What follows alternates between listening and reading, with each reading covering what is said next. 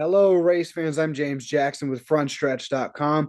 I recently had the opportunity to sit down with one of the winners of the 12 Hours of Sebring, Laurin Heinrich from AO Racing in the GTD Pro category. Many of you may know him as the driver of Rexy, one of the most famous cars on the IMSA grid.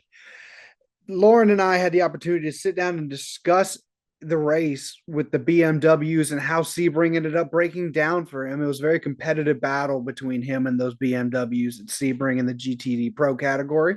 We also discussed getting that first major endurance win and what that meant to him. We discussed Laguna Seca and what's on the calendar there, as it's one of his favorite tracks on the circuit, especially after the 2024 season. And we also mentioned his we also discussed his opportunities with AO Racing and how he ended up winning the 2024 GTD Pro Championship. On top of that, we also discussed what it means to him to see the gold tooth on Rexy and what it's like to be a driver of a car that is just as memorable and recognizable as a driver is. This is a part one of a two-part interview, so stay tuned. We're going to upload part two here shortly, but until then, enjoy part one. Here's Laurin Heinrich. Um, Yeah, how did you feel Sebring went for you? Obviously, you took a big win, but those BMWs were all over you guys the entire race too. So kind of break down Sebring for yeah, me. yeah, exactly. So first of all, we took part in the February test, the IMSA sanction test, and we had a decent feeling. We got in the groove. We found our car setup, but then we arrived on the race week, and obviously it's significantly hotter than it was in February, and we felt a bit lost. So the pace was actually not bad, but the car was nowhere near it was in February. So that's also exactly how we started into the race. I took the start from second place, which was quite decent, but yeah, after the first 20 minutes, I thought that we would be lost and we had no pace. The BMWs behind me were super quick. The Ferrari in front was in the beginning pulling away. Um, but soon the car came towards us. It improved. I think still we were not the quickest car out there yet. But yeah, we could keep especially the BMWs in our mirrors for a long time. I mean, it was always a bit back and forth depending on the strategies. It was a fuel race also. But then I went into the car for the last two stints. It was already dark, and already Klaus, who drove before me, he said the car feels really good. It's in a good window. He said, "Bring it home," and then I knew, okay, maybe we can fight for something here. And yeah, then I was in the car in the night, and the car really came alive in these yeah, weather track time of day conditions. I think that really suited us, and I think that's also the key in the end to win this race. Our engineer, he always puts focus on how the car performs in the night, because in the end we're in IMSA. You just need one restart and everyone's back together, and the race finishes in the dark. So you need to be the quickest in these conditions, not at the start of the race. And I think that was exactly how we approached the race, how our car was set up, and that was also the reason in the end why we had so strong pace and could win it. Now, I saw on the TV how excited you were bringing home that Porsche. You were swerving, flashing lights. You were having a ball inside the car. What was the emotions like inside the helmet as you're about to round that final corner? Yeah, it was the emotions already started kicking in before. As you saw, I was already weaving down the back straight. Obviously, it was super tense. The stints before we were always fighting with the BMW, and I mean, last year we could win the championship. Also, we won three races in the progress of that, but we missed out on one of the big three. Let's say Daytona, Sebring, or Petit. We didn't perform particularly well in these. Just Daytona, second place. So coming into this year, of course, we want to defend the title. That's the main goal. But for me personally, I really wanted to win one of these three races, because also outside of IMSA, I've never won a big major endurance classic, I would say. So I never won Spa, Le Mans, Nürburgring, or Daytona. So coming to Sebring and then securing my very first yeah endurance title, I would say, or big endurance win. Of course, the emotions were going crazy. It's for me a lifetime goal, and yeah, I sort of fulfilled it that night. And you will never forget your first one. And also, I have to say, racing with Klaus and Alessio, not only two great drivers on the track, but also two great friends of mine. We share a really strong bond.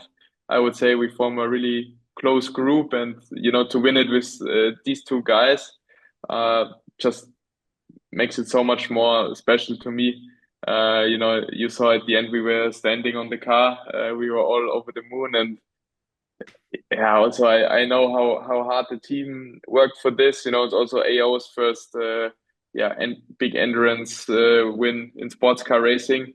And for me to be part of that and to bring it over the line, yeah, it's a huge honor. And I think all these factors combined, yeah, just made me so happy. Approaching the last corner and then coming out of the last corner, seeing the team on the pit wall. I mean, that's just yeah, it's moments you will never forget in your whole life, I think. So you mentioned your co-drivers as well, but like what does that having that great environment and atmosphere with your co-drivers, how does that translate to the car and that mentality? Does being great friends really make it a lot easier for you to kind of go to work and do this and excel in what you're doing versus not necessarily getting along with certain co-drivers? Yeah, I think it makes a big difference. In the end, of course, if you race with someone you like, you enjoy it more. You enjoy the whole weekend more because in the end you spend so much time together. Also, we were all traveling together from GT World Challenge test in France to Sebring. So yeah, we really spend a lot of time together. I often say I spend more time with these guys than with my girlfriend. But it's we always have a great time, and in the end, it does translate to the track. Um, because everyone always says the first guy you want to beat is your teammate, but I think that's the wrong mentality for endurance racing. When you share the car with others, because in the end, if one guy finds two tenths, the whole car finds two tenths. So in the end, we just want to be the quickest out there. It doesn't matter who sets the fastest lap of us three. If we're at the end, standing on the roof of the car, winning, celebrating, that's really what matters. It doesn't matter if you finish P5 and you were the quickest of your lineup. I mean, everyone forgets that after two races. That's just how racing is. So in the end, the results matter. And I can bring up one example. The in Sebring, everyone. I mean, it's just a fact that the track is constantly changing. The track is so dynamic throughout the 12-hour race. You really need to adapt your driving style, your racing lines, the curb usage, how much curb you use and what corner. And we were all keeping us updated over the radio. Always the driver who was currently in the car, he gave updates on which line starts to work or what we have to be careful of. So I think that also makes a huge difference because we are just yeah, we are not holding back information to beat each other. We're just trying to help each other, and that's also in the end what makes it so much more fun. And if you do something what you enjoy more, you also perform better in the end. And there that Porsche 911 just looks it looks unreal and almost on a different level than most of those cars. um how does that, without giving too much away, what makes that car so unique? We saw at Laguna Seca last year you were almost on a different level than everybody. I think you were like as far back as P7 and you just ran away with it after a while. Like what kind of makes that car so unique? Yeah, first of all, it's a great car. It's the only rear engine car on the grid, and I think that's the specialty and the uniqueness of 911. And it's super competitive. I mean, it's such a great race car. What makes it so attractive as a driver, I would say, is simply because it's so hard to drive. but in the end, it's super rewarding if you do it right. And I think that's exactly what we can often see. If you do something right, you get rewarded. You know, you really get rewarded with lap time and performance, and you can extract so much out of the car. And to be honest, at this point, I also have to give it to my team. They prepare the car so well. They understand exactly what we or what we as a driver what we need to perform and to feel comfortable in the car, and also to, I always call it magic, to extract this last magic, because that's really where you can stand out also compared to other Porsche teams. And sometimes I'm really surprised what car AO is giving me, and our engineer Chess, who is engineering the car, who is making the setup.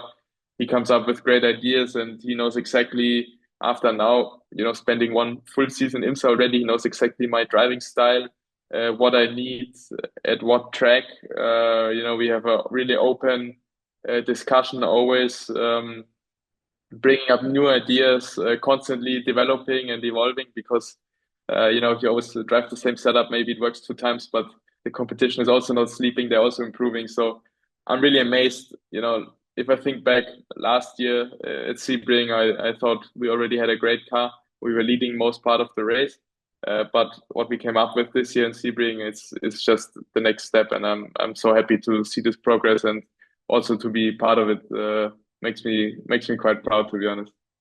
And with as I mentioned, Laguna Seca, you have that on the calendar coming up. What makes that track so special to you? I know you said before in previous interviews that it's like one of your favorite tracks, especially after last year. What makes that track so special to you?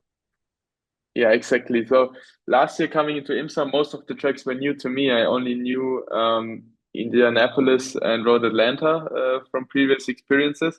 So yeah, I had a fresh start into all of the tracks. So yeah, yeah, I was just amazed. The first time we went testing at Laguna, it was freshly resurfaced. The grip was so high. The track layout is so good. It's so flowing. You have the corkscrew, but also the turn six, the corner before the corkscrew. Through the dip up the hill under the bridge. I mean, that's so unique. And for me, it's not only just about the track or the track layout, but it's also about the whole vibe or atmosphere of that place. So many historic moments in sports car racing. Magnussen versus Bergmeister, for example. It's yeah. I just remember watching these old ALMS races and then falling in love with sports car racing. So then coming there last year. And obviously winning my first IMSA race, Rexi's first IMSA race. I think that all adds up to me saying it's my favorite track. And so last year you had a lot of firsts last year. Obviously AO's first win, Rexi's first win, and that first championship. What is looking at the gold tooth on the front of Rexy? What does that kind of mean to you every time you get in the car? I mean, that tells you what you accomplished previously. Exactly. Yeah, I mean, the idea came up, after our first win in Laguna to go to Detroit with a golden tooth, and the fans they loved it, and we just won the following race back to back in Detroit, and then everyone said, hey, you have to add another golden tooth. So that's how the story developed, and honestly now seeing this, yeah, proudly wearing these golden teeth is something really special, because as I said, we wear it really proudly. It's our accomplishments to show what we achieved, and it's also not only cool for us drivers, but also for the whole crew. Every morning they arrive at the track, the first thing they see is the sun reflection in these golden teeth. So it's really cool, and I think it motivates all of us just to collect more and more. Last year we came to PT with three of them. It was already quite packed, so maybe this year we can come to PT with four of them. I mean,